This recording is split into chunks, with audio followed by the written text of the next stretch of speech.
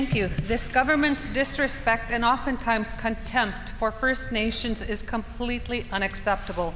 I'd like to table the media release dated yesterday in which it states that no formal consultation has been done by both Canada and Manitoba, along with copies of letters requesting for meetings with this PC government. It's baffling how they can talk about respectful relationships and consultation frameworks and then continue to patronizingly dictate to First Nations leaderships on how their lands will be used. Can the minister tell us how much notice she and the Premier gave to some leaders for the casual meet and greet? Please note, I do not and will not use the word consultation.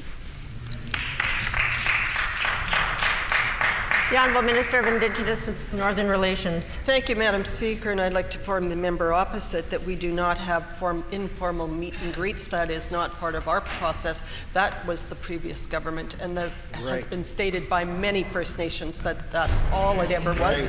We have had very significant and in-depth meetings, none of them less than 1 hour.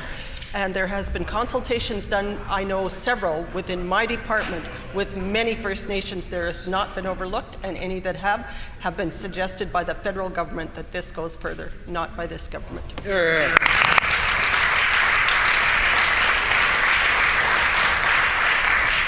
Honourable Member for Kuwait-Nook on a supplementary question. 1 hour, Madam Speaker. They gave some leaders only 1 hour notice for the meet and greet.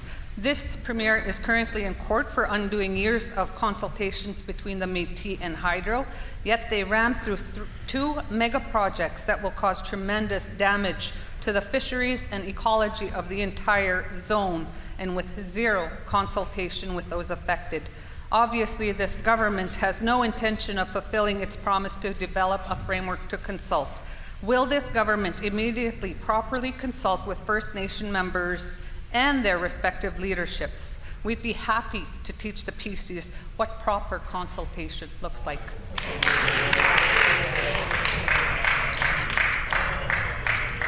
The Honourable Minister of Indigenous and Northern Relations. Well, thank you, Madam Speaker, and I'd like to further inform the member opposite. I don't know who she speaks to, but as this government, we open our doors to absolutely every First Nations, every Indigenous community.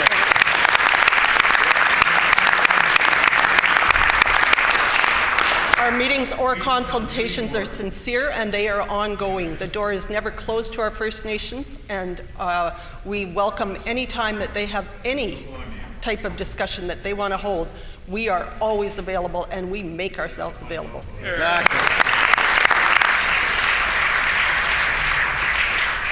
The Honourable Member for Kuwait-Nook on a final supplementary.